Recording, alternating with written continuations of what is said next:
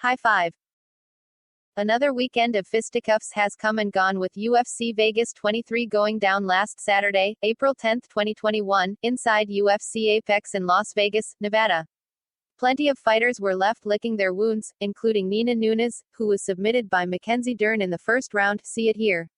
And Sam Alvey, who suffered the fifth loss in his last 6 fights after getting submitted by Julian Marquez via rear naked choke, see it again here. But, which fighter is suffering from the worst post-fight hangover, now a few days removed from the show? Kevin Holland. After Darren Till got hurt and bowed out of his fight against Marvin Vettori, Holland quickly volunteered to step in and fill the void, something he's accustomed to doing.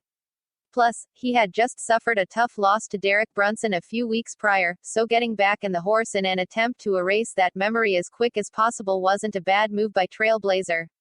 Unfortunately for the mouthy middleweight, the risk didn't pay off. While Holland did have some success in the striking department, especially in the first round, his lack of wrestling would end up being his downfall for the second straight time. Just like Brunson did, Vettori took down Holland repeatedly to control the pace of the fight. When it was all said and done, the Italian Dream walked away with a unanimous decision victory, while Holland went home with his second consecutive loss. That said, credit has to be given to Trailblazer for stepping up in a big way to keep at least half of the main event intact.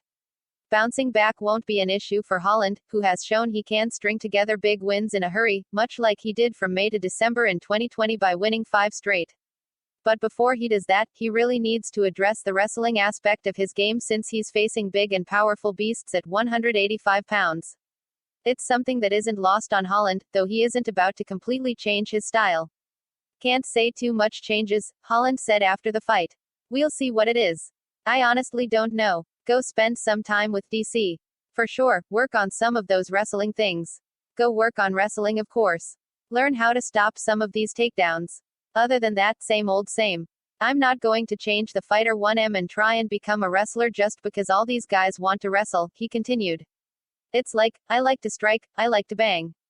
I just need to do a better job of keeping the fight up on its feet and deliver some more knockouts to the people, and that way they'll be back in the bandwagon sooner or later.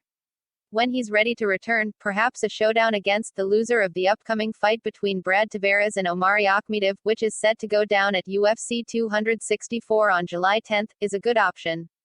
It gives Holland some time to sharpen his wrestling with Daniel Cormier in a fight, and win against either of those top 15 combatants would be a good way to bounce back. For complete UFC Vegas 23 results and coverage, click here.